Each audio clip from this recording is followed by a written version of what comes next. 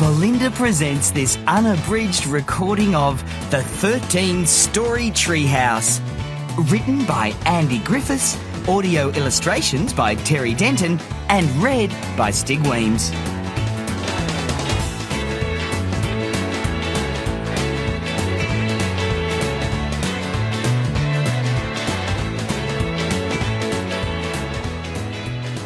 Chapter 1. The 13-Story Treehouse. Hi, my name is Andy. This is my friend Terry. Hi, I'm Terry. I've got a pencil. We live in a tree. Well, when I say tree, I mean tree house. And when I say tree house, I don't mean any old tree house. I mean a 13-story tree house. So what are you waiting for? Come on up. It's got a bowling alley. Terry, that's my head! Oops, sorry. A see-through swimming pool. Help! Who said that? A tank full of man-eating sharks. Look out, Terry! Behind you! Shh, don't interrupt me. I'm trying to feed the sharks. Vines you can swing on. I don't think that's a vine, Andy. I think that's a snake. A games room. I'm bored. Are you kidding? Yes. A secret underground laboratory. I just worked out how to make giant bananas. Why? Because giant bananas are cool. A lemonade fountain. A vegetable vaporizer. Oh no! A Brussels sprout! Vaporize, vaporize, vaporize. Yay! Brussels sprout, Kaputski. And a marshmallow machine that follows you around and automatically shoots marshmallows into your mouth whenever you're hungry. How do you turn this stupid thing off?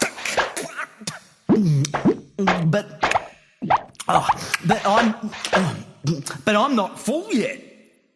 As well as being our home, the treehouse is also where we make books together. I write the words and Terry draws the pictures. Right. Type. Right. Type. Ooh, typewriter. Draw. Coloring. Draw. Shut up!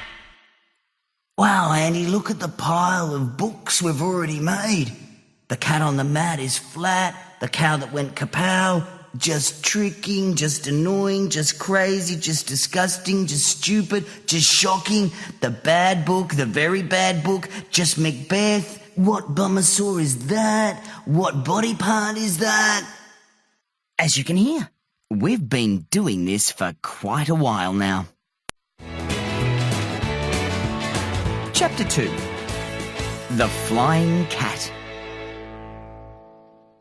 If you're like most of our listeners, you're probably wondering where we get all the ideas for our books from. Well, sometimes we think them up. Other times they are based on stuff that actually happens. Like this book, for instance. It all started one morning when I got up and went down to get some breakfast.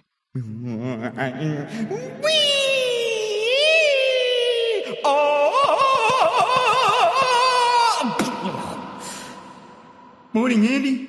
Morning, Terry. Terry was already in the kitchen. He was painting a cat. And when I say painting a cat, I don't mean he was painting a picture of a cat. He was painting an actual cat. Bright yellow. This might be a stupid question, Terry, I said. But why are you painting that cat bright yellow? Because I'm turning it into a canary, he said. I started to explain to Terry that you can't turn a cat into a canary just by painting it yellow. But he said, "Yes, you can. Watch this." and he carried the dripping cat to the edge of the deck. "No!" I yelled as Terry held the cat out in midair and let it go. But I needn't have worried. The cat didn't fall. 2 little wings popped out of its back, and then it tweeted and flew away. "See?" said Terry, turning to me in triumph. "I told you so. I told you she wanted to be a canary." Look, Mum, there's your flying cat. Now don't be silly, Fifi. Is it a cat? Is it a canary? Is it a canary? I love canaries. I just love my new hairstyle. Chapter 3. The Missing Cat. We watched the cat. I mean canary. Actually, I think I mean catnary. Until it flew out of sight. Then the doorbell rang. It was Jill, our neighbour. She lives on the other side of the forest in a house full of animals. She's got 2 dogs, a goat, 3 horses, 4 goldfish, 1 cow, 6 rabbits, 2 guinea pigs, 1 camel, 1 donkey, and 1 cat. "Uh-oh," said Terry. "She's probably looking for her cat." Don't tell me that was Silky you just turned into a canary, I said. OK, I won't, said Terry. But it was. This was bad. Jill loved that cat. She loved all her animals, but she especially loved Silky. "Oh, no," I said. "She's going to be really mad when she finds out what you've done." "Maybe we shouldn't tell her." "Good idea," I said. "Let's pretend we're not home." We did our best to lay low, but it's pretty hard to hide in a treehouse. "It's no use hiding," called Jill. "I can hear you. And I can see you. Silky's gone missing, and I was wondering if you'd seen her." "No," I said quickly. "She's not here." Now, before you start thinking I'm the kind of person who would tell a lie, I'd just like to point out that although the first part of my sentence, no, was technically a lie, the second part, she's not here, was definitely the truth, which, I'm sure you will agree, cancels out the lie.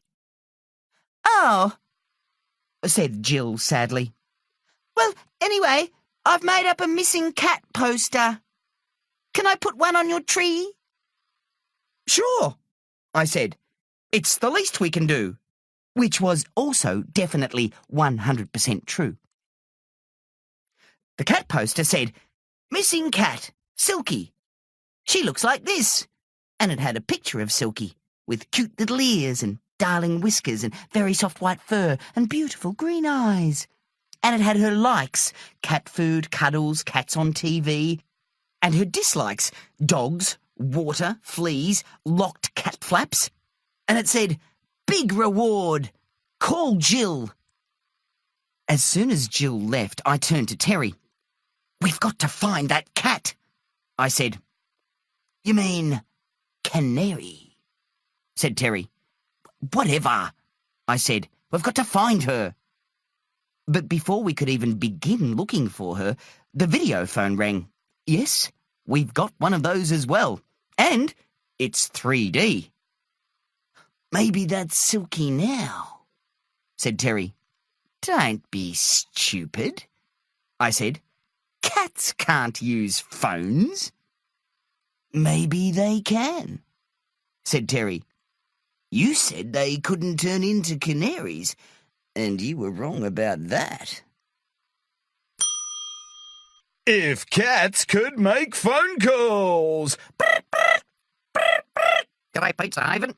Yeah, 4 fish pizzas, please, with extra fish. Chapter 4. The Big Red Nose. We raced back upstairs. A big red nose filled the video phone screen. Uh-oh. It was Mr. Big Nose, our publisher. And he was angry. I could tell this because his nose was even bigger and redder than usual. Where's my book? He yelled. What book? Said Terry. The one you chuckleheads promised me a year ago would be on my desk last Friday. Oh, said Terry. Is it last Friday already? It's past last Friday already, shouted Mr. Big Nose. Way past, and your book is still not on my desk. The truth was, we'd kind of forgotten about the book. We were a little behind schedule. Well, when I say a little behind schedule, I mean a lot behind schedule. And when I say a lot behind schedule, I mean a lot behind schedule. Not that I was about to let Mr. Big Nose know that. He was already pretty angry, and the angrier he gets, the bigger his nose gets. And if his nose got any bigger, I was worried that it might explode. And that was not something I wanted to see, especially not in 3D. And here now is a sound engineer's impression of what it would sound like if Mr. Big Nose's nose exploded.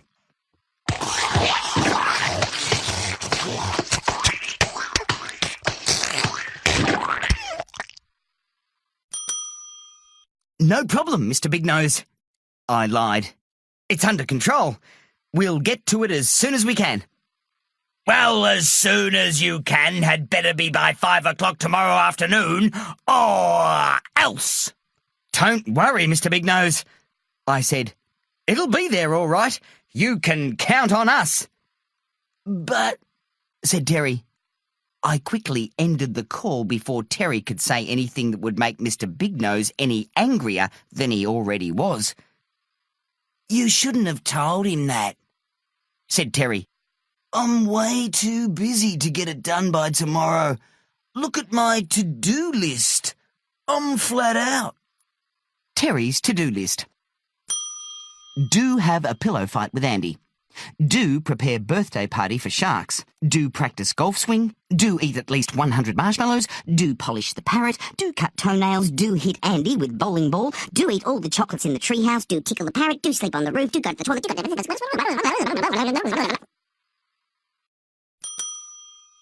And don't even get me started on my to-don't list.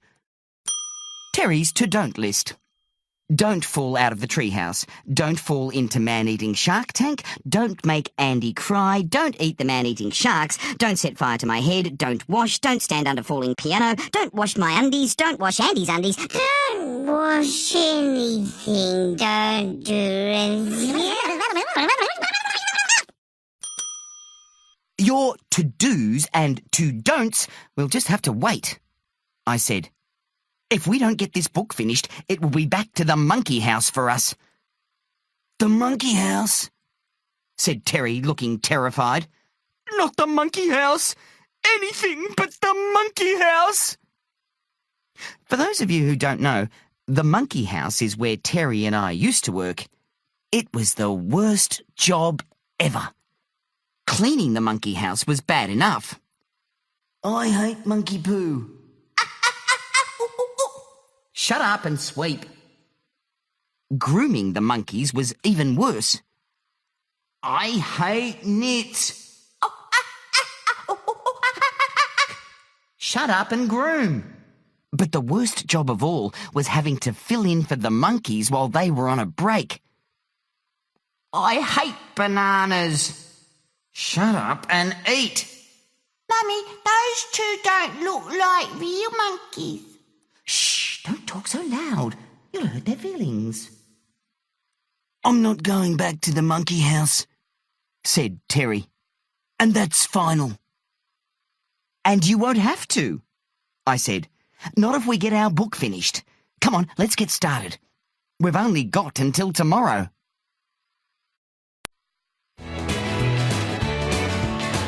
Chapter 5. The Drawing Competition.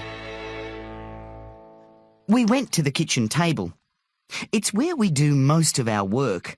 Or rather, in the case of the past year, it's where we didn't do most of our work. But that could soon be fixed. I figured Terry would have a few funny sketches in his drawing folder to get us started. It would simply be a matter of grabbing the best ones, adding a few words, and hey presto, we'd have our new book. No sweat, no worry. We are professional book writers, after all. I mean, I've already mentioned the pile of books we've already written back in Chapter 1. Yeah, there was the cat on the mat, the cow that went kapow, just tricking, just annoying, just... Terry, we haven't got time for you to mention every book we've already written again.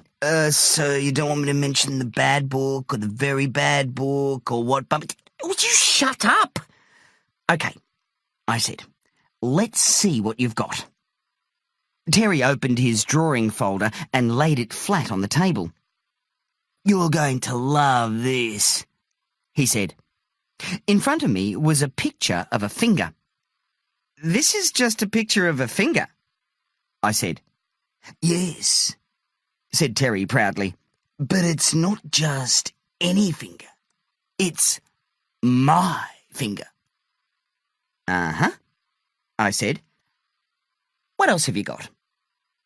I've got a close-up picture of my finger, said Terry. And it's labelled. I stared at it. It had fingernails, fingerprints, dirt and killer germs, broken bits from chewing his fingernails, mountain climbing lice.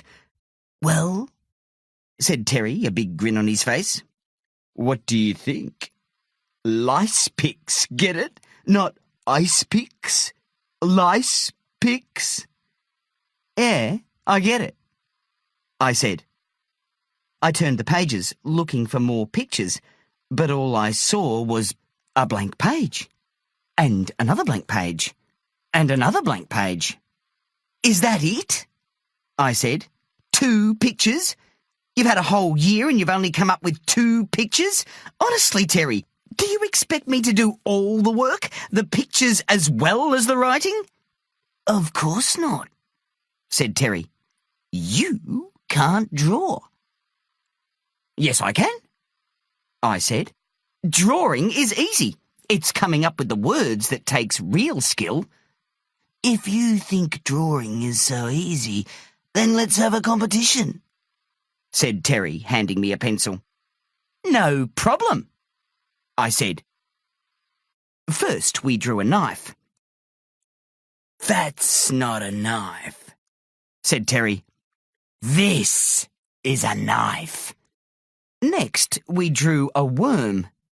That's not a worm, said Terry. This is a worm. Wow, my picture is so good the bird thinks it's real. Next, we drew a banana. That's not a banana, said Terry. This is a banana. Wow, my picture is so good it even tastes like a banana. No, I said. That's not a banana. This is a banana. I picked up the giant banana that Terry had made the day before and charged at him. Put the giant banana down, Andy, said Terry, backing away. I'll put it down, I said, when you admit that I'm a better drawer than you are. But you're not. Okay, I said. Then I'm sorry to inform you that I'm going to have to whack you over the head with this giant banana. Not if I whack you first, said Terry, snatching the banana from my hands and whacking me over the head with it. That's when everything went black.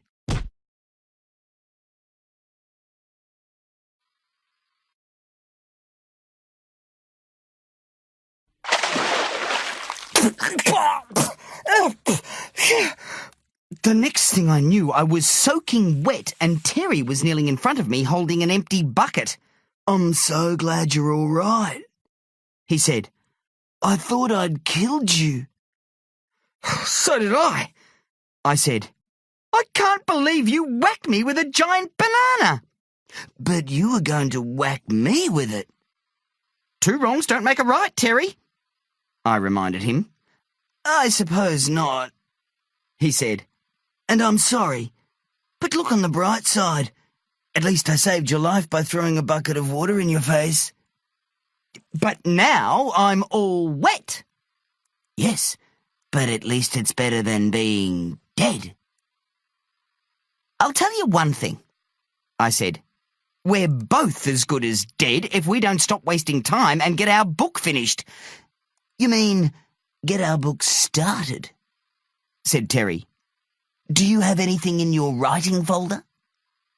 Actually, I do have the start of a story, I said. And it's a pretty good one, too. That's great, said Terry. Let's see it. I grabbed my writing book and began turning the pages. Page 1, once. Page 2, a pom. Page 3, ah.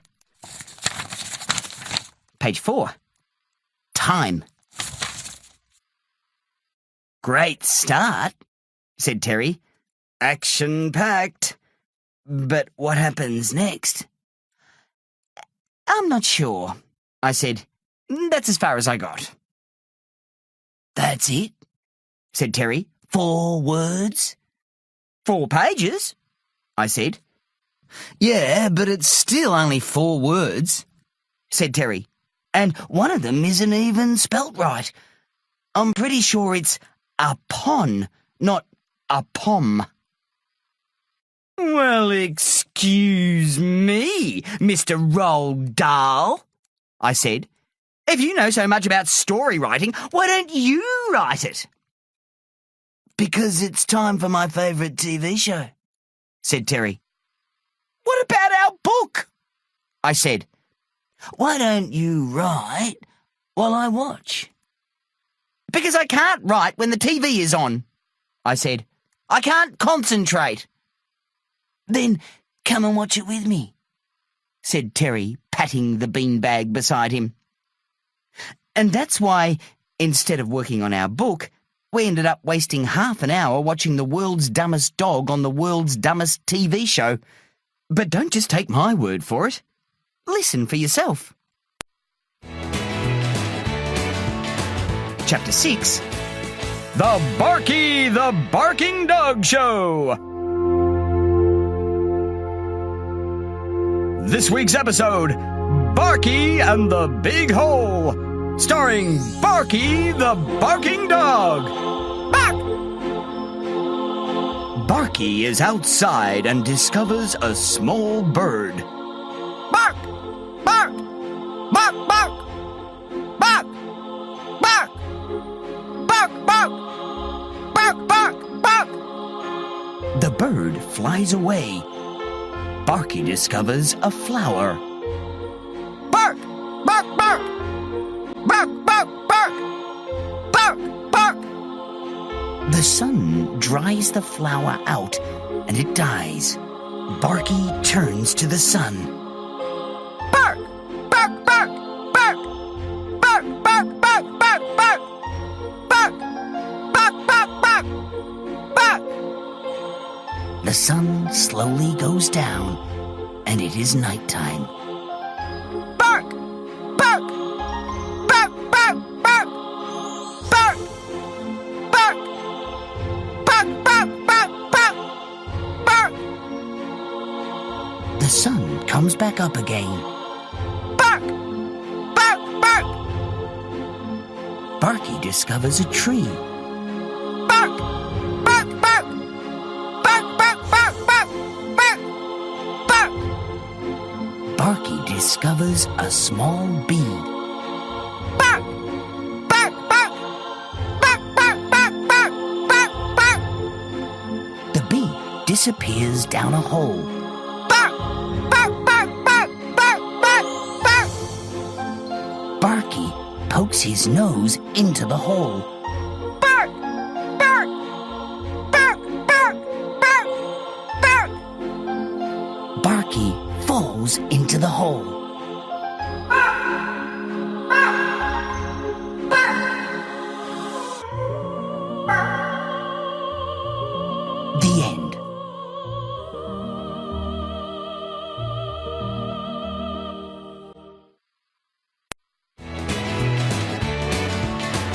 Chapter 7, The Monster Mermaid.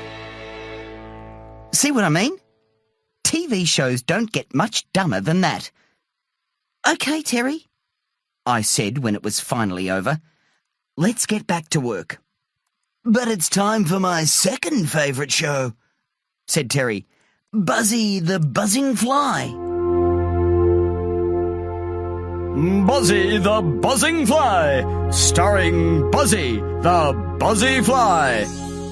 Buzz, buzz, buzz, buzz, buzz. Oh, no, it's not, I said, grabbing the remote and turning off the TV. Oh, yes it is, said Terry, snatching the remote out of my hand and turning it back on. Actually, I think you'll find that it's not, I said, picking up the TV and throwing it out of the treehouse. It landed with a crash on the ground below.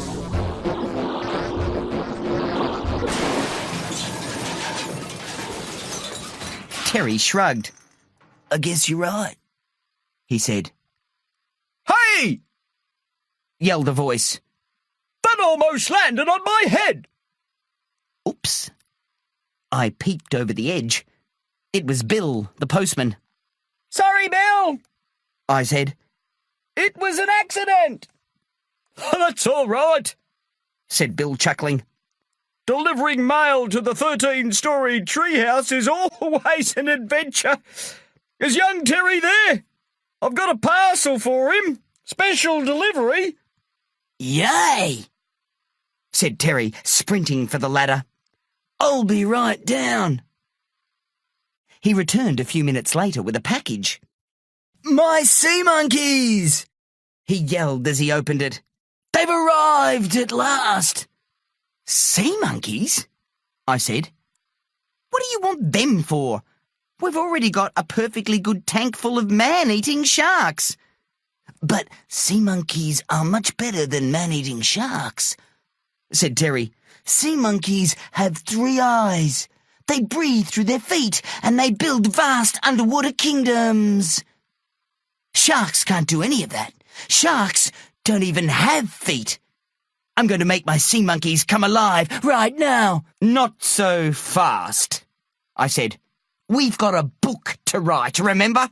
I know, said Terry, and I promise I'll get to work right after I've hatched the sea monkeys. They come to life instantly. All I have to do is add water. Please, please, please. OK, I said. But hurry. Sure thing, said Terry, rushing to the elevator. I'll be right back. I waited for a long time. And then a really long time.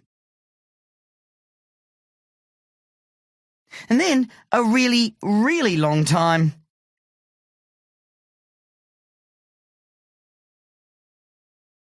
But he didn't come back. Eventually I found him down in the secret underground laboratory. What are you doing? I said. I thought you were supposed to be adding water to the eggs. I am, said Terry. I've just finished making the apparatus that will help me measure the exact amount of water I need. Too much, and the sea monkeys could drown. Too little, and they could suffocate. But you said hatching the eggs would be instant, I said.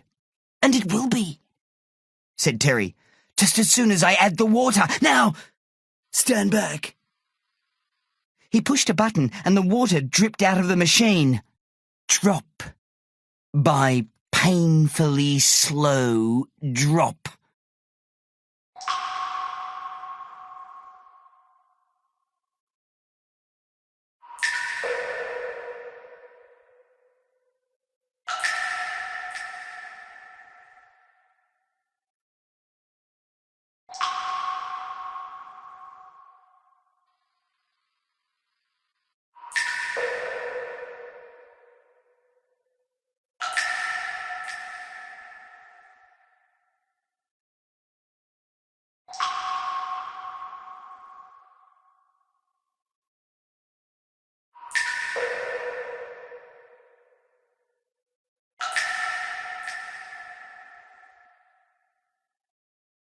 by even more painfully slow drop.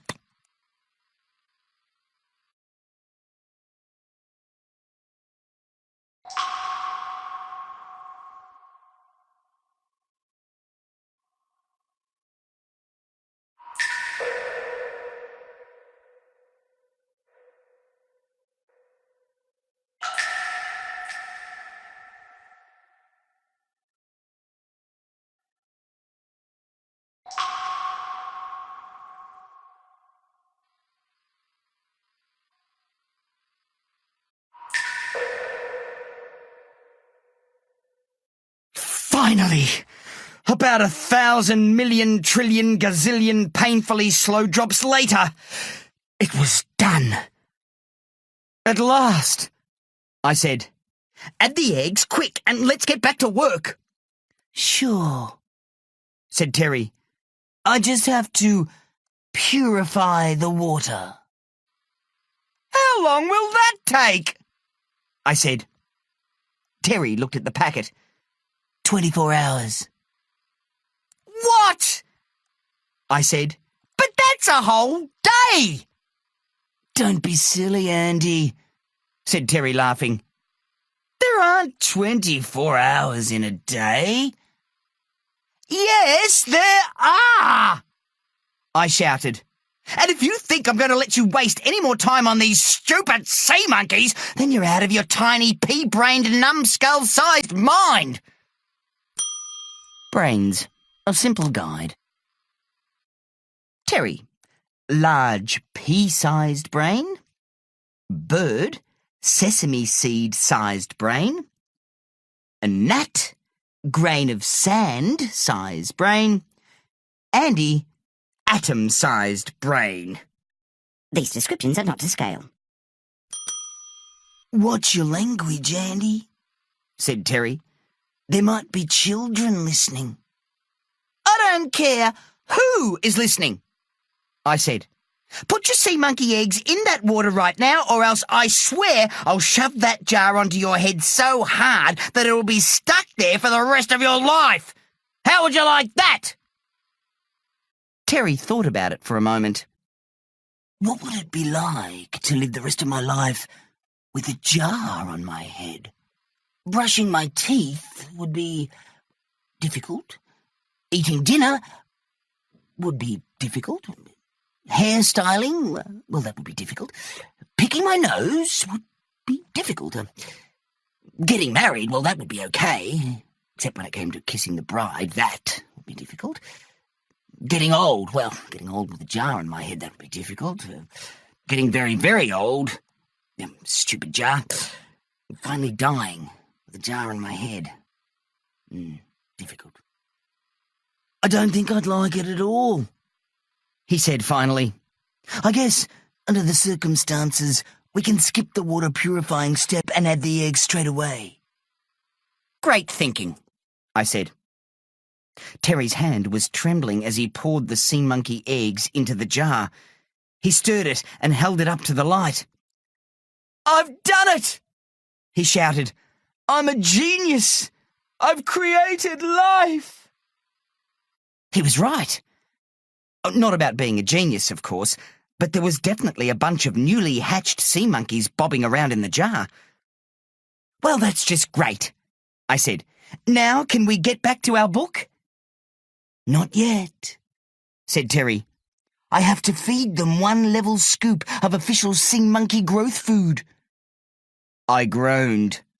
Does that mean that now you have to build a 1 level scoop of official sea monkey growth food dispensing machine? No need for that.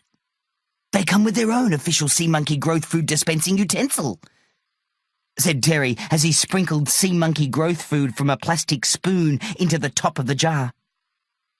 The food triggered a feeding frenzy. Well, in one sea monkey at least. It swam straight to it and sucked it all up before the others could get any. What a guts, said Terry. Better put some more in, I said. Terry measured out another spoonful and sprinkled it into the jar. Once again, the greedy sea monkey ate it all, and then It started to grow. Within seconds, it doubled in size and then doubled in size again. Then it swam around the jar and ate all the other sea monkeys. It grew bigger and bigger and bigger. It's getting too big for the jar, said Terry. Get a beaker, I said. A really big beaker. Terry darted away and returned with the biggest beaker we had. That ought to hold it, he said as he tipped the sea monkey from the jar into its new home. But the sea monkey kept right on growing. Soon it was too big for the beaker, so we tipped it into a bucket. But it quickly outgrew that as well. It's no use, said Terry.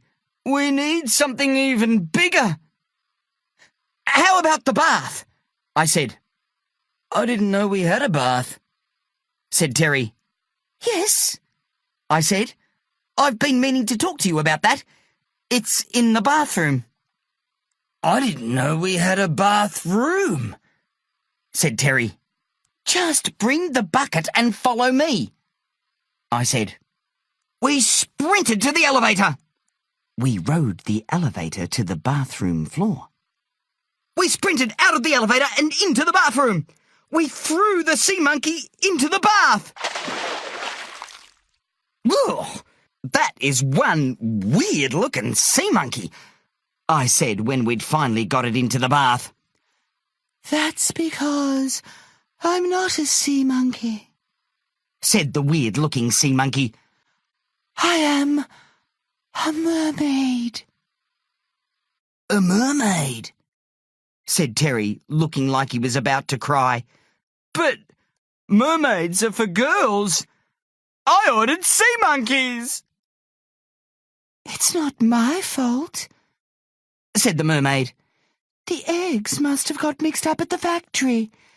My name is Mermaidia. What's yours? Terry, he said.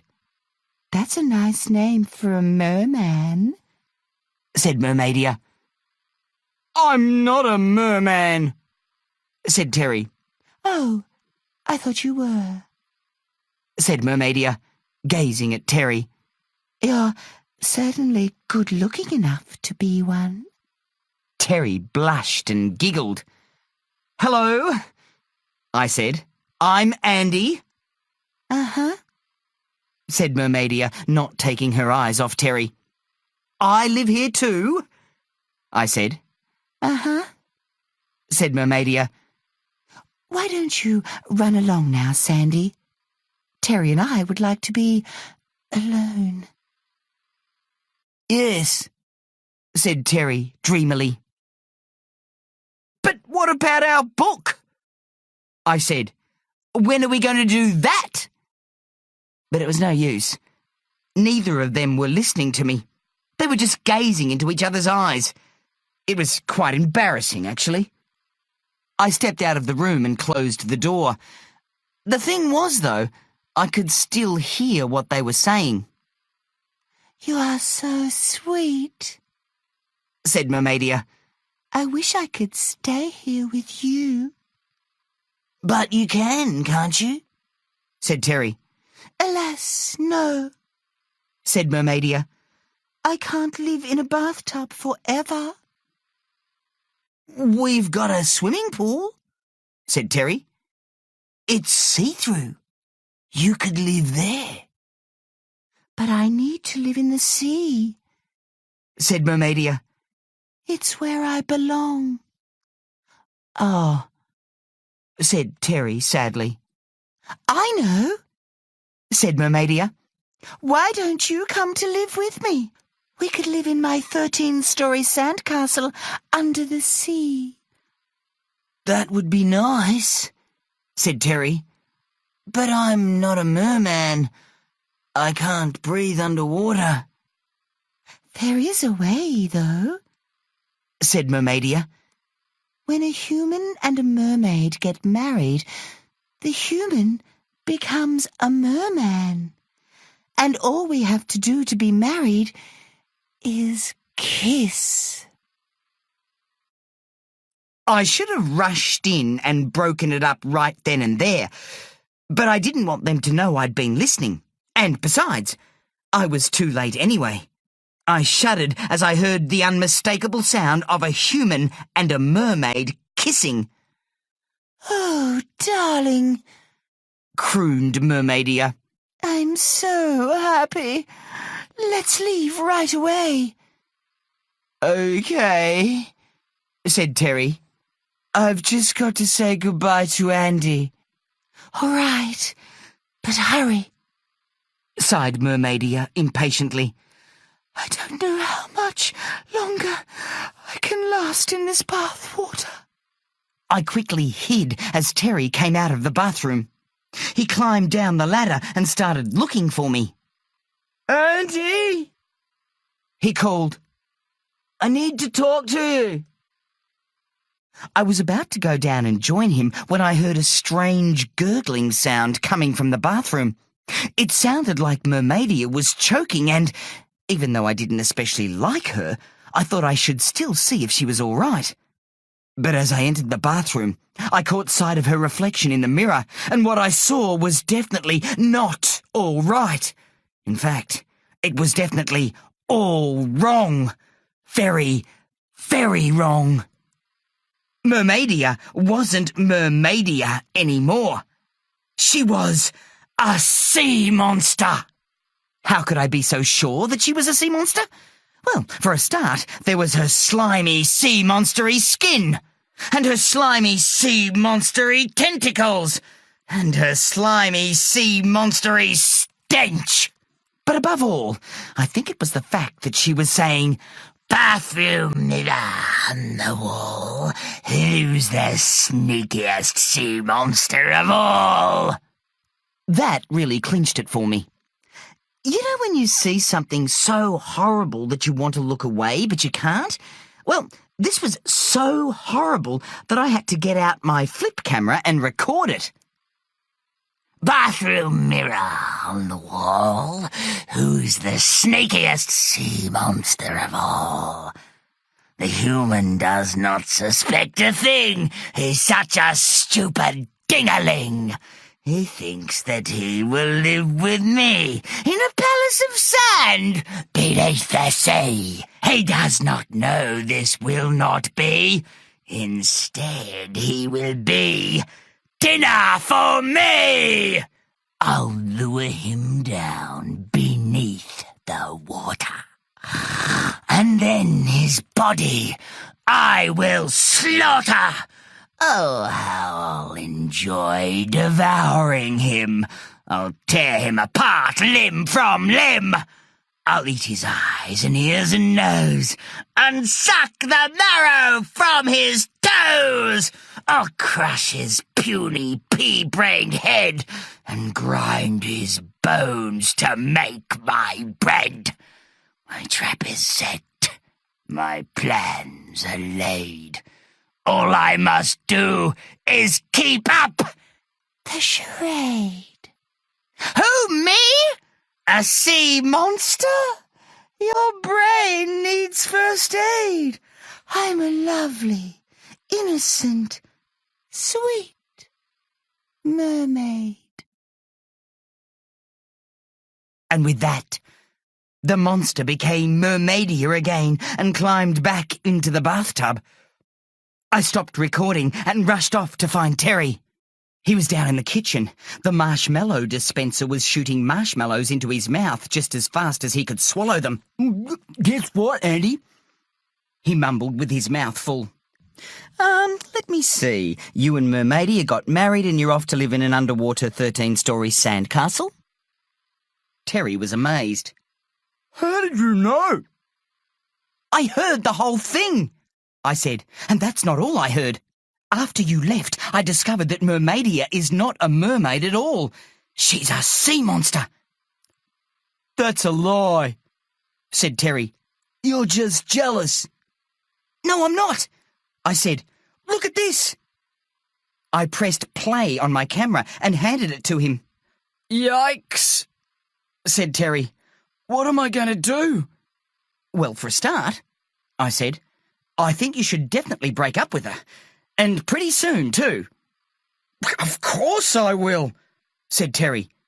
But what if she tries to eat me? Calm down, I said. I was just joking. For the moment, there's no need to do anything. She doesn't know that you know that she's a sea monster. Oh, yes, I do, said a hideous gurgling voice behind us. We turned to see Mermaidia sliming her way across the kitchen towards us. Go away, said Terry, trying to hide behind me. But we're married, my darling, she said, extending her horrible face towards Terry. Don't kiss me, he pleaded, his eyes wide in alarm. I'm not going to kiss you, she said. I'm going to eat you and your eavesdropping friend. But I didn't mean to eavesdrop, I said. Can't you just let me off with a warning? Or a small fine or something? I suppose I could, said Mermaidia. It's just that I'm so very hungry. Being cooped up in a sea monkey packet for so long gives one such an appetite. We backed away from Mermaidia until we were pressed up against the elevator doors. I felt around behind me, desperately trying to find the button to open the door as she slimed closer and closer. Finally, I found it. The doors slid open and we tumbled backwards into the elevator. Mermaidia roared as the doors slid shut. Phew, said Terry. I'm glad that's over. Are you kidding? I said as we descended towards the laboratory. That was only round one. So what are we going to do now? Well, I said, this might be a dumb question, but can the banana enlarger work in reverse? You mean as a banana shrinker? Said Terry. Sure. It's simply a matter of reversing the polarity. But how are shrunken bananas going to help us fight a sea monster? They're not, I explained as the elevator doors opened into the lab. And we're not going to fight a sea monster. We're going to shrink it. But you're going to have to work fast. Your wife will be here any second. Don't remind me, said Terry, making a dash for the enlarger. I listened as the elevator rose through the trunk back to the main level. Mermaidia had obviously summoned it and would be here any moment. One sea monster shrinker ready for action, said Terry. Just in time, I said. I stood as close to the elevator as I dared. The doors slid open and Mermaidia oozed into the room. Oh, there you are, she gurgled. I can't believe you really thought you were going to get away from me. You humans are so stupid. And you're nothing but an overgrown sea monkey, I taunted as I backed across the lab towards the shrinker, hoping she would follow. I am not a sea monkey, she shrieked as she slimed her way towards me. I'm a sea monster! And just for that, I'm going to eat you first! Oh, no, you're not, I said. Oh, yes, I am, she said as she touched the tip of my nose with one of her stinking black tentacles. No, you're really not, I shouted, jumping clear. Now, Terry! Terry fired up the shrinker and blasted her with the ray. Mermaidia screamed in rage as she began to shrink before our eyes. I'm shrinking! She screamed as she grew smaller and smaller. I'm shrinking! Shrinking! Shrinking! Shrinking! Shrinking! Shrinking!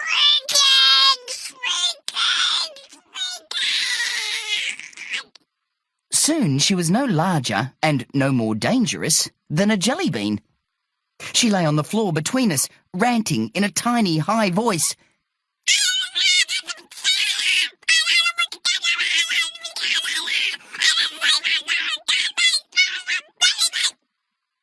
She was the worst sea monkey ever, said Terry.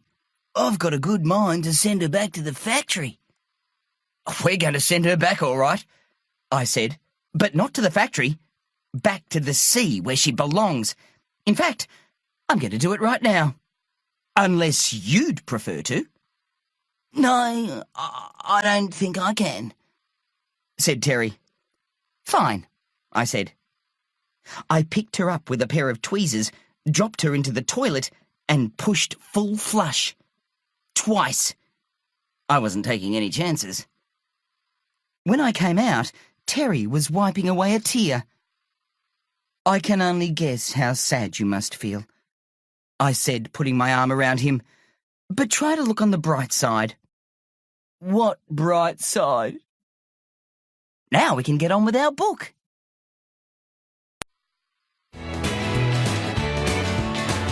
Chapter 8, The Big Bubble. We took the elevator up to the main deck and sat down at the table. Okay, I said. Where were we up to? Oh, that's right. Once upon a time. Now let me see. Once upon a time there was help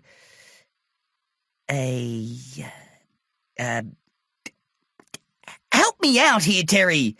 Once upon a time there was what? Whatever, sighed Terry. I don't care. I can't work. I'm too sad. I know Mermaidia was a sea monster, but I really liked her when she was a mermaid. How about a marshmallow? I said. Would that help? I'll call the machine over. Nah, said Terry. I'm tired of marshmallows. Maybe you just need a change, I said. How about some popcorn? Terry shrugged. We can pop it with the lid off, I said. Terry shrugged again. Okay. I filled the popcorn maker up and turned it on. We waited. And waited.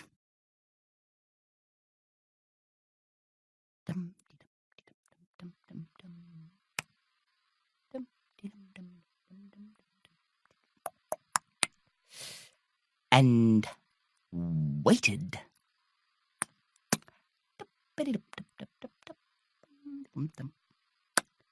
And just when we thought it was never going to pop, suddenly, it did.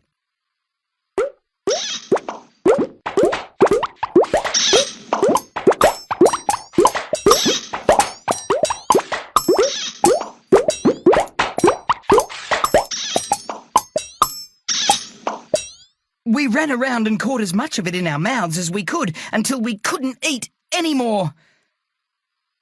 That was a great idea, Andy, said Terry. But now I'm really thirsty. Some lemonade'll fix that, I said. I'll start the fountain. Did I mention that we have a lemonade fountain? Well, we do. It's just like a regular fountain, but instead of water, it has lemonade.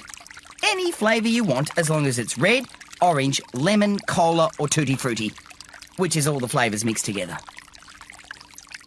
We sat in the lemonade fountain for a long time. And when I say a long time, I mean probably a lot longer than we really should have. Oops. Excuse me, said Terry, covering his mouth with his hand. But before I could excuse him, I burped even louder. No, excuse me, I said. Terry burped again, even louder this time. Uh-oh. Well, you certainly sound like you're feeling better, I said. Much better, said Terry. All I need now is some bubble gum. He climbed out of the lemonade fountain, went over to the bubblegum dispenser, reeled off a long strip and shoved it all into his mouth. That's good, Terry mumbled as he chewed. Hey, I've got a great idea, Andy. Watch this. Terry chewed and burped. And burped and chewed. And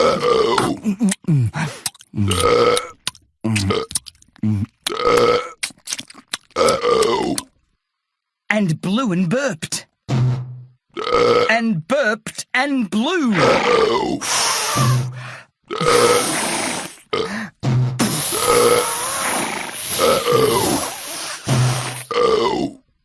Until he had blown the biggest bubble I had ever seen. The bubble was so big that I couldn't even see Terry anymore. "That's enough," I said. "It's getting too big." But Terry couldn't hear me, and the reason for that was because the bubble had become so big that it had completely surrounded him. He was inside his own burp gas-filled bubblegum bubble. "Hey, this is really fun," said Terry as he floated around in his bubble. "Be careful," I said. "What could possibly go wrong?" he said. And then he began to float higher and higher up into the air. "Help!" he cried. "Don't worry," I called to him as he floated up and away from the treehouse. "I'll save you!" I took a running jump at the closest vine and swung out as far as I could to try and catch the bubble. It was a good swing, but not quite good enough. My hand closed on thin air, and Terry continued to float away, higher and higher into the sky. There was only one thing to do. I grabbed my golf clubs and raced up to the observation deck. I figured now would be a great time to work on my golf swing, and, of course, to try and pop Terry's bubble at the same time. I gave it my best shot, but I didn't have any luck on my first attempt. I hit a helicopter. "Four!"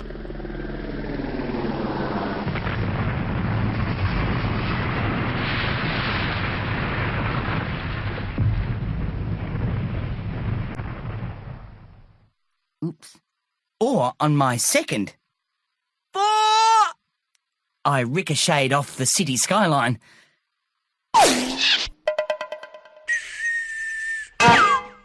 Or even on my third. I smashed the windscreen of a flying saucer.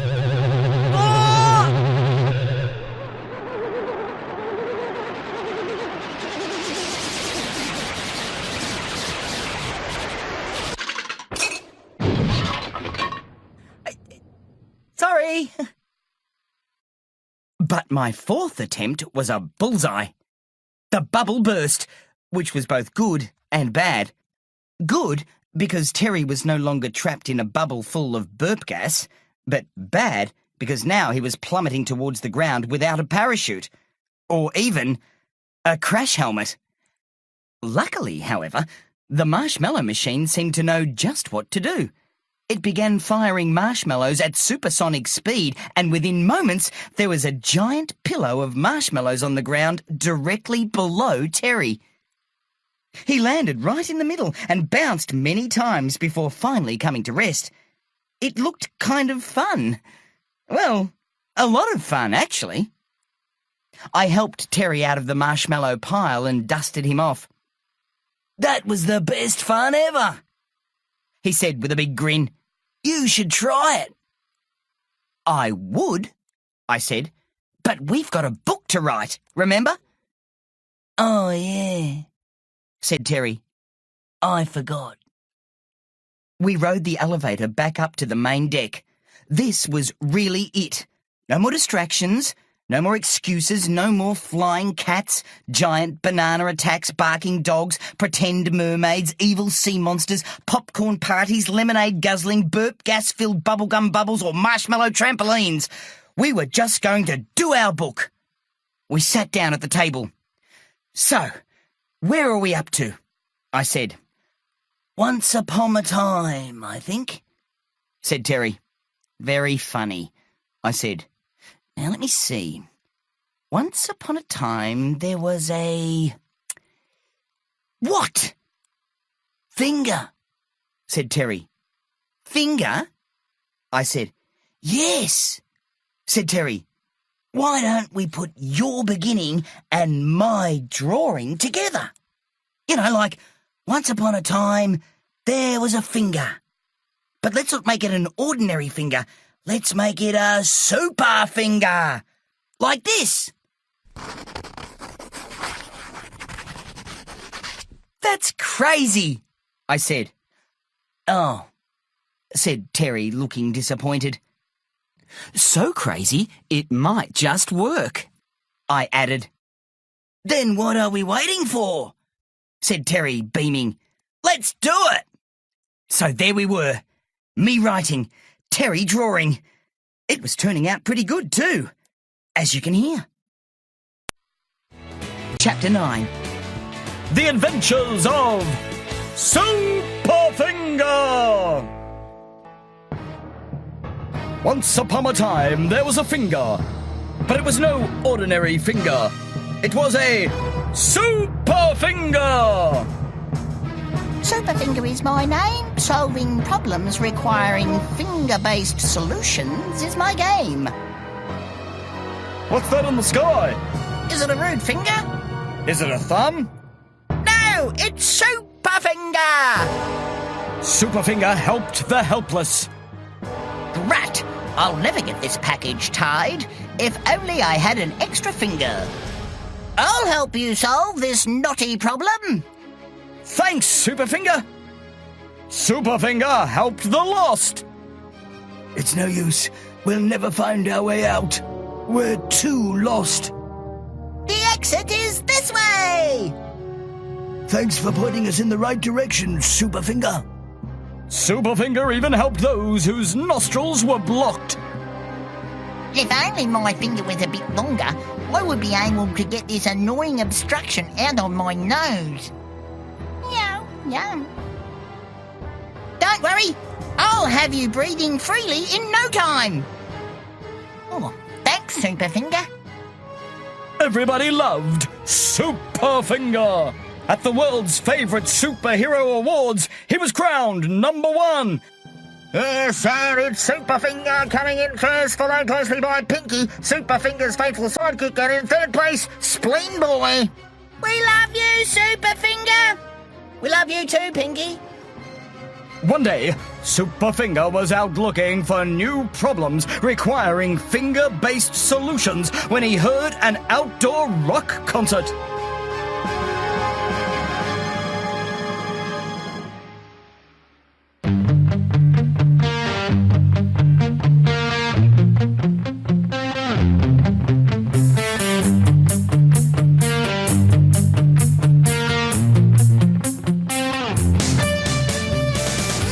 That's a pretty loud concert. I'd better go down and see if anyone needs their ears blocked. Flying in for a closer look, Superfinger could see that on stage was his favourite guitarist, Jimi Hendrix. Oh, great. I love Jimi Hendrix. His hands have got the superest fingers of all.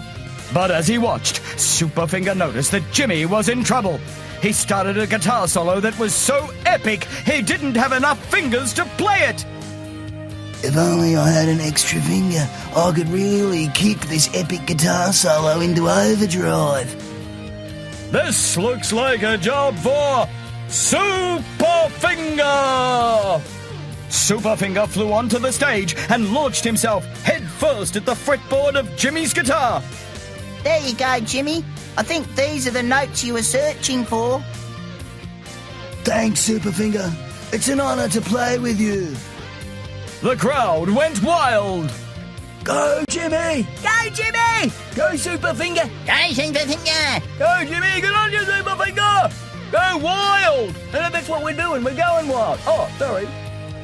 Superfinger and Jimmy ended up jamming for the rest of the day and well into the night, and everybody agreed it was the best concert ever in the history of the entire world. Even Superfinger's faithful sidekick Pinky joined in on tambourine. You rock, Superfinger! So do you, Jimmy. You too, Pinky! Go, Granny, go! We love you! Go, Superfinger! Rock on, Superfinger! Jimmy and Superfinger, rock out, man, rock out!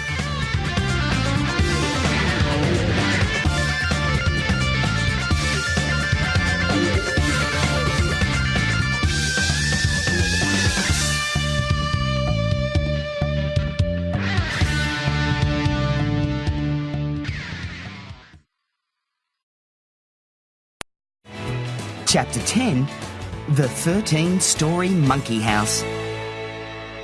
Well, what do you think? I said. It's great, said Terry. It's the best story we've done all year. It's the only story we've done all year, I reminded him. Come on, let's write the next one. We're just about to get started when the doorbell rang. Hey, Terry, Called Bill. got another package for you. Oh, great, Said Terry. it must be my replacement sea monkeys. Replacements? I said. Yeah, Said Terry. I rang the sea monkey company and told them what happened. They said they'd send some more eggs. They were very sorry. They were sorry, I said. You'll be the one who's sorry if you get another sea monster. But Terry wasn't listening to me. He was already on his way to the front door. I waited for a while, but Terry didn't return. I figured he must have gone straight to the lab to make his new sea monkeys. So I went down to see, and sure enough, there he was.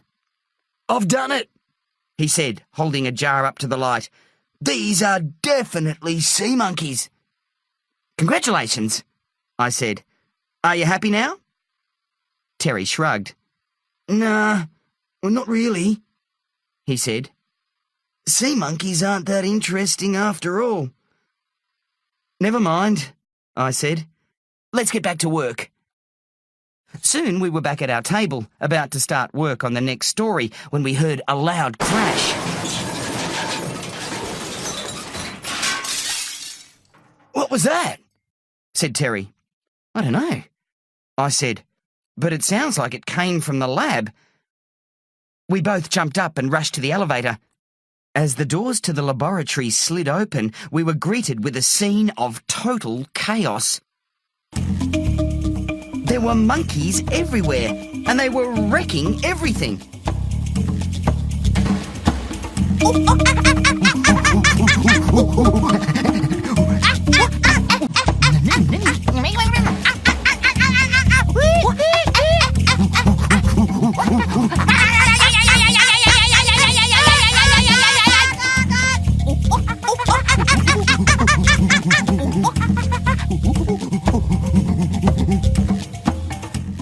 They were swinging and leaping and chasing each other all over the laboratory. The noise was deafening. Oh no, Said Terry. I hope my sea monkeys are all right. They are your sea monkeys, I yelled, pointing to the empty jar on the floor. Except they're not sea monkeys, they're monkey monkeys. That stupid company has sent you the wrong sort of eggs again. But I hate monkeys, Said Terry. Not as much as I do, I said. They're getting into the elevator, Said Terry. Oh, great, I said. Now they're going to wreck the rest of the treehouse. We watched helplessly as the doors closed and the elevator rose through the trunk back to the main level. In the time it took for the elevator to come down again and take us back up, the monkeys had created complete havoc on every single story of the treehouse. There were monkeys in the bowling alley. There were monkeys in the bathroom. There were monkeys in the swimming pool. There were monkeys in the kitchen. There were monkeys on the observation deck. There were monkeys everywhere. Watch out! I shouted. A bunch of monkeys were riding the marshmallow machine straight at us and firing marshmallows at our heads. At the same time, another bunch of monkeys were swinging towards us on a vine. Duck! I yelled. We bobbed down. The monkeys on the vine collided with the monkeys on the marshmallow machine. Monkeys and marshmallows and bits of the marshmallow machine went flying in all directions. But the collision didn't seem to bother them a bit. They picked themselves up and began pelting us with anything they could get their dirty little monkey paws on. What are we going to do, Andy? Said Terry. Definitely not order any more sea monkeys, I said. Yeah, but before that, Said Terry. Whack them with the giant banana? I suggested. It's just there. I pointed to where it was lying on the floor near Terry. But you said two wrongs don't make a right, said Terry. They do when there are monkeys involved, I said. Terry picked up the giant banana and, holding it like a baseball bat, began whacking back the marshmallows, pens, pencils, erasers, paintbrushes, paints, and monkey poop being hurled in our direction. And then he began knocking the monkeys right out of the tree. Ow! Ow!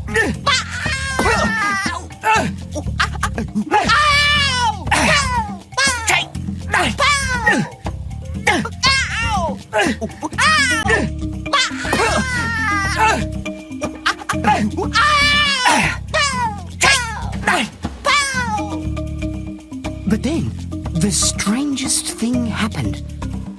As fast as Terry could knock the monkeys out of the tree, they climbed back up again. But not to continue their crazy rampage. It was simply to sit and watch him.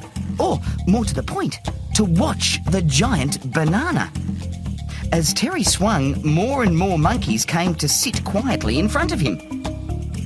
Why are they just sitting there? Said Terry. They seem to really like the banana, I said. Just keep waving it slowly back and forth. I think you're hypnotising them. Sure enough, Terry soon had the entire gang of monkeys under the spell of the giant banana. Oh, what do I do now? He said. Lead them up to the top of the tree, I said, and put them in the giant catapult. Oh, of course, said Terry. Why didn't I think of that? You did, actually, I reminded him. Terry had originally designed the catapult as a garbage disposal unit, but we had to stop using it for that because we got too many complaints from our neighbours.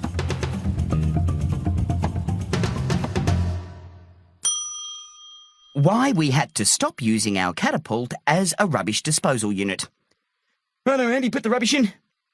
Right, Terry, shove the bag in there. Okay, and pull it back. Let it rip. Ow! Oh, sorry about that, Mrs. Watson. For a while, we used it to play tricks on each other. Terry's asleep. Sweet dreams, Terry. Lift her up and get into the catapult. Shh, don't wake him. 1, 2, 3. I'm flying. I love flying dreams. Ooh. But these days, we mostly use it for getting rid of unwanted guests. In this case, monkeys. I followed Terry as he led the monkeys up to the top of the tree and helped him load them into the catapult. You'd better put the giant banana on board too, I said, just in case they come back looking for it. Done, said Terry, strapping the banana to the mesmerised monkeys. All right, I said. Prepare to launch. The enormous arm of the catapult hurled the monkeys and the giant banana up, up, up into the air and far, far, far away.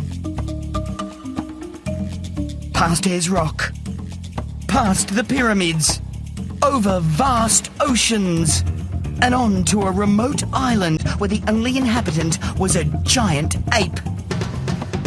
We did it, said Terry. Yes, I said. Now we can get back to finishing our book. Chapter 11. The Giant Gorilla. But before we could get back to finishing our book, we had to clean up the mess the monkeys had made.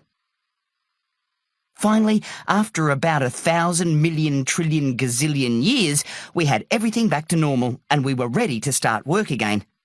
I had just finished writing the words once upon another time, and Terry had just finished pointing out that I had misspelled upon again, when the table began shaking. Quit shaking the table, I said. I'm not shaking the table, said Terry. I thought you were shaking the table.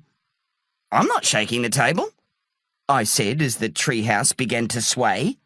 Quit swaying the treehouse, said Terry. I'm not swaying the treehouse, I said. I thought you were swaying the treehouse. It's not me, said Terry. I think it's that giant gorilla down there. But why would a giant gorilla be shaking our tree? I said. Beats me, said Terry.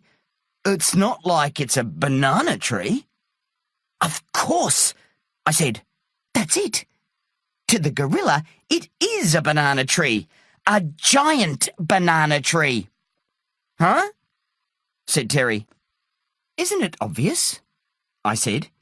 The giant banana we catapulted must have landed on a distant tropical island where the giant gorilla lives, and it found the giant banana and ate it, and loved it so much that it made a boat out of the giant banana peel, and it used its giant nostrils to track the giant banana's scent all the way back here. And now it's shaking our tree in the mistaken belief that it's a giant banana tree. It seems a little far-fetched, said Terry. All that trouble for a banana? A giant banana, I reminded him, with extra giant banana flavour. Just then we heard the unmistakable roar of a giant gorilla that has travelled across the ocean in a giant banana peel boat in search of giant bananas. Banana! Banana!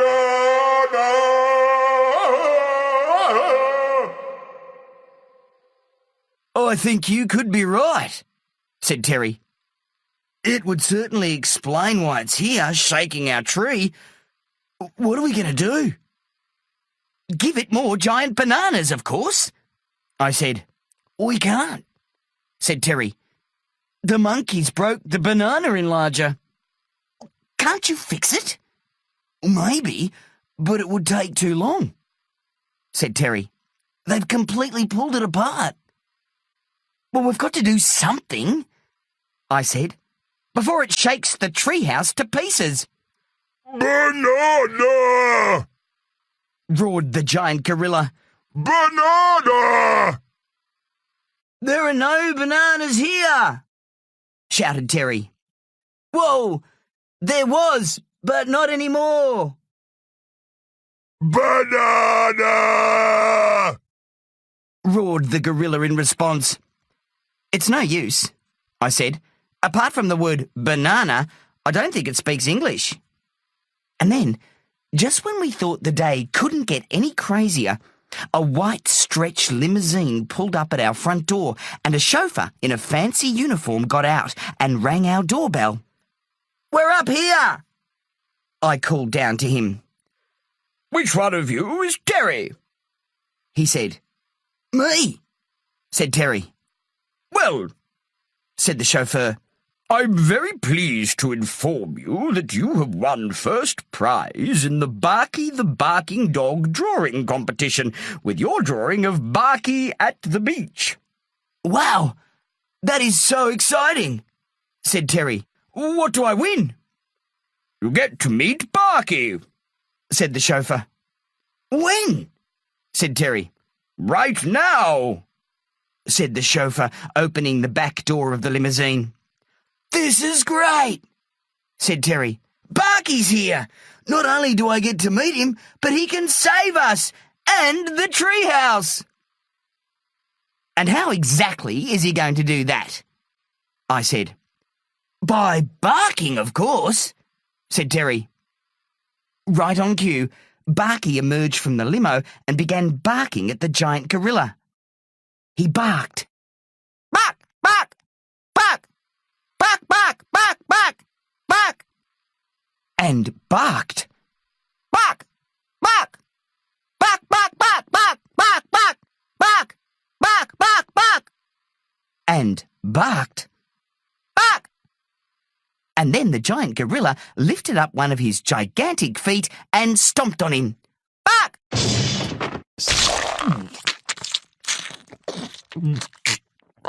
We watched as the chauffeur scooped Barky up and carried him to the limo. Do you think he's okay? Said Terry. Well, he's still barking, I said.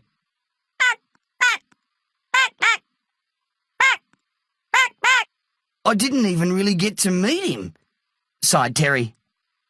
Meanwhile, the gorilla wasted no time in getting back to shaking the tree, only this time even harder than before. Oh, no, said Terry. We really are in trouble. Even Barky couldn't save us. What are we going to do? Say goodbye to the treehouse, I said. And say hello to the monkey house. Without the treehouse, we'll have nowhere to live and nowhere to write books. I hate monkeys, said Terry. and giant gorillas. Well, you've only got yourself to blame, I said. If you hadn't sent away for sea monkeys or fooled around with giant bananas in the first place, none of this would ever have happened. But Terry wasn't listening to me. He was looking up into the sky. Can you hear that? He said. You mean the sound of a giant gorilla destroying the treehouse? I said. Yep, coming through loud and clear. No, said Terry. the sound of a flying cat. It's Silky! She's come back. And she's not alone. Chapter 12. The day Silky saved the day. I looked up. Terry was right. Flying cats. A whole bunch of them. 13 to be exact, with Silky in the lead. They were flying in formation, coming in low and fast, like fighter jets. Oh, great, I said. As if a giant gorilla wasn't bad enough. Now we're being attacked by a flock of flying cats. How do you know they're attacking us? Said Terry. Maybe they want giant bananas too. Cats don't eat bananas, I said. Everybody knows that. Besides, they look angry, not hungry. Maybe it's the gorilla they're after, said Terry. Look how scared it is. Terry had a point. The gorilla was no longer shaking the tree. It was staring at the cats, its fur bristling. It roared loudly. But if the cats were worried, they didn't show it. They were definitely taking aim at the gorilla. We braced ourselves for a 13 flying cats and one giant gorilla collision. But it never came. At the last possible moment, the cats separated into two groups, flew past the gorilla and soared up into the sky, where they reformed into a menacing circle high above us. That's when the gorilla started to climb the tree. There are no giant bananas up here, shouted Terry. We already told you that. I don't think it's after giant bananas anymore, I said. I think it's getting into a better position to fight the cats. The gorilla climbed higher. And higher. And higher. Until it was standing at the top of the tree.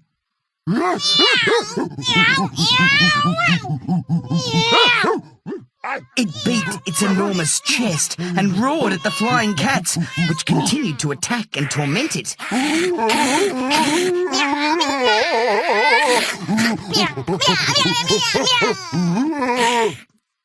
The cats swooped.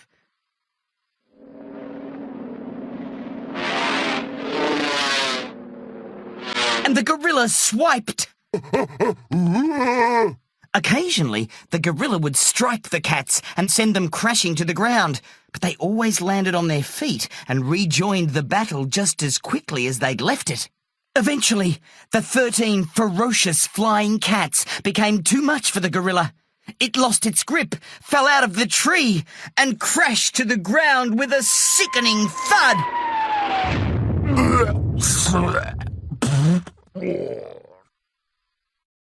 But the flying cats still weren't finished with the gorilla.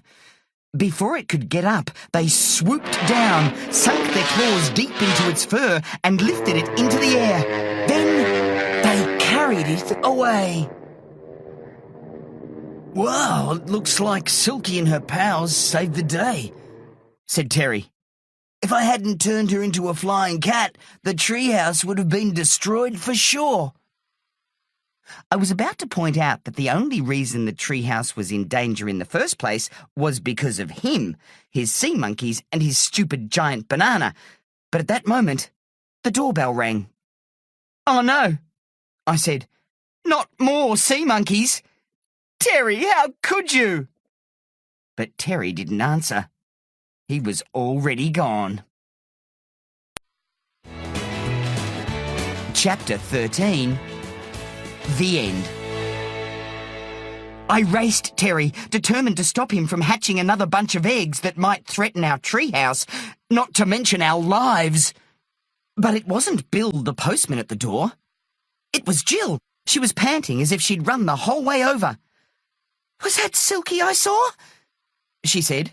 "Flying away from your treehouse with a giant gorilla?" "Yes," said Terry. I elbowed him hard. "He means no," I said. "Yeah, that's right," said Terry. "I mean, no." Jill frowned. "I'm sure that was Silky." "But isn't Silky white?" I said. "All those cats were yellow, and they were flying. Does Silky fly? You didn't mention it on your poster." "Well, she doesn't usually," said Jill. "But one of those cats was Silky. I'm sure of it. I'd recognise her anywhere. And you two know something, I can tell. You'd better start talking. And fast." "I'm sorry," I said. "But it wasn't my fault. It was Terry. He painted Silky yellow and turned her into a canary. Well, a catnary, I guess. And then she flew away. I'm really, really sorry." "A catnary?" said Jill slowly. "Terry turned Silky into a catnary?" "Yes. And like I said, I tried to stop him. But I'm so glad you didn't," said Jill. "Huh?" I said. "You don't mind?" "Not at all," said Jill. "In fact, it's fantastic. I've been really wanting to get a canary, but I was worried that Silky would eat it. Having a flying cat is like having the best of both pets. Thank you, Terry." You're welcome, said Terry.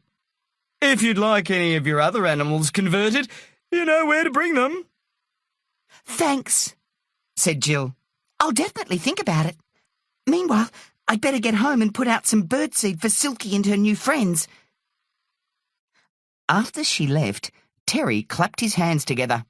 "Well, that all turned out pretty well, don't you think?" "I guess so," I said, "except for one small thing." What's that? We still haven't written our book. "There's no need to shout, Andy," said Terry. "Just relax. It will all be okay." In what sense can I possibly relax, and how can it all possibly be okay? I said. We still have no book, and it's due in tomorrow. How are we ever going to think up all the stories in time, let alone write and illustrate them? "Easy," said Terry. "We don't have to think anything up. We've just lived through a really interesting day. All we have to do is write it all down, draw some pictures, and we'll have our book." You know, I'm much smarter than Terry, but sometimes I get this really weird feeling that he is actually much smarter than me. "That's a crazy idea," I said. "Oh," sighed Terry, disappointed. "So crazy," I said, "it just might work." "What are we waiting for, then?" said Terry. "Let's get started." And so we sat down and wrote and drew. It's got a bowling alley, Terry, Oops, sorry. A see-through swimming pool? Help! Who said that? A tank full of man-eating sharks. Look out, Terry, behind you! Shh, don't interrupt me. I'm trying to feed the sharks. And drew and wrote. This might be a stupid question, Terry, I said, but why are you painting that cat bright yellow?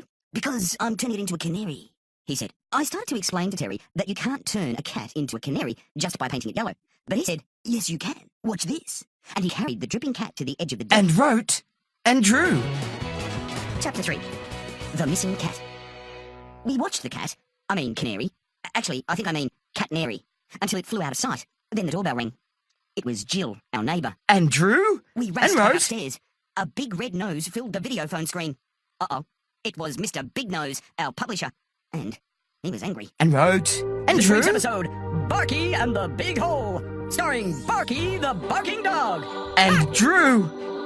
Barky is outside and discovers a small bird. Bark! Bark! Bark! Bark! Bark! Bark! Bark! Bark! Bark! Bark! And drew and Terry's hand wrote. was trembling as he poured the sea monkey eggs into the jar.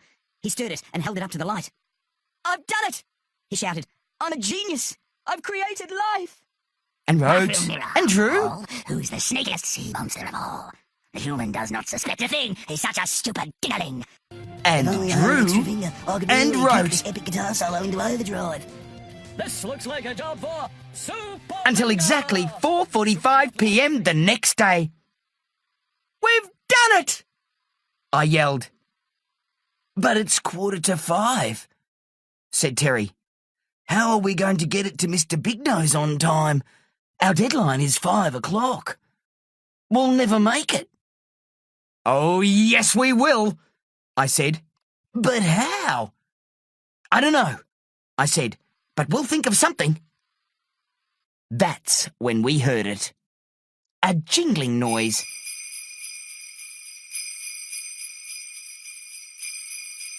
Terry jumped up. It's Santa Claus, he said. Quick, get the stockings, hang them up and pretend we're asleep.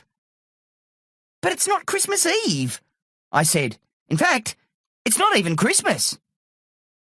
We went to the edge of the deck, and this is what we saw. Jill was flying through the sky towards us in a pram drawn by Silky and the other flying cats. Check out my flying cat sleigh, she said as she hovered in midair beside us. Want to come for a ride?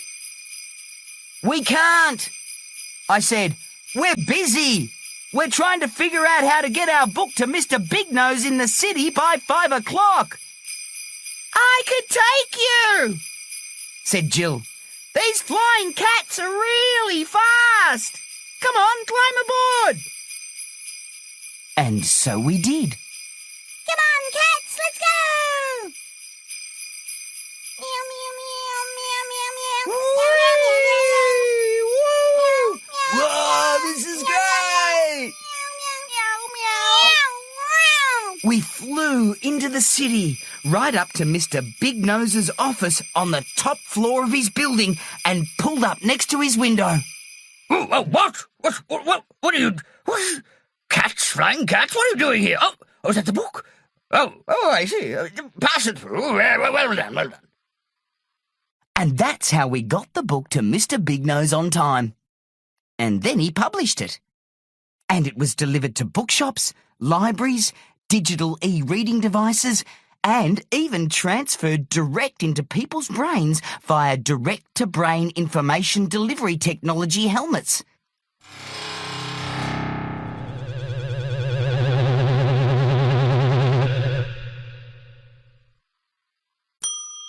Direct-to-brain information delivery technology is a direct-to-brain information delivery system so technologically advanced that Terry and I haven't even invented it yet.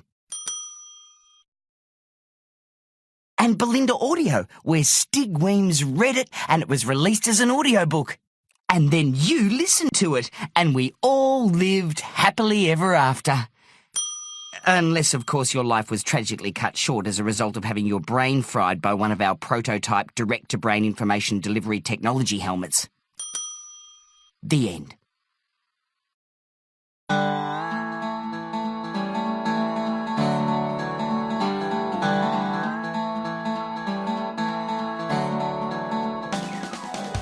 Belinda hopes you enjoyed the reading of The 13-Story Treehouse, written by Andy Griffiths, audio illustrations by Terry Denton, and read by Stig Weems. Our audiobooks are hugely popular all around the world. If you really enjoyed this audiobook, make sure you introduce your friends to it. Or even better, listen to audiobooks with your friends. If you want to hear more, there's more available online at belinda.com. Or you can write to us at the address on the back of this pack. If you like, we can forward your letters on to our famous authors and narrators. We know they're always happy to hear from you.